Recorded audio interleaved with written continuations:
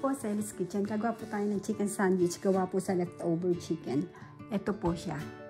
Lalagyan lang po natin ng mayonnaise, relish, at saka po ito, sandwich spread. Saka po kalahating onion. Leftover lang po yan. Tatanggalin lang po natin yung buto. Malinis na po kamay ko. Nag-grind lang po natin para mabilis.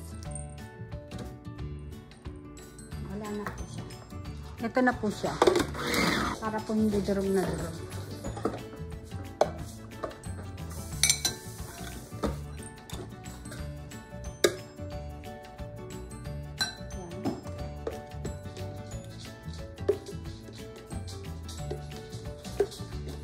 Yan lang po.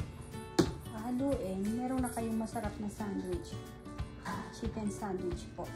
Pwedeng pambaon. Pwedeng pang-merienda. Kung gusto nyo po, pahimay yung chicken. Pero pag nagmamadali kayo, ganito na lang. Pareho rin po ng lasa. Sarap po. Sarap. Ginisil lang po nyo yung palibot ng bottle. Ganyan. Yan na. Yummy. Sarap. Ito na po siya. Palamang na po kayong masarap.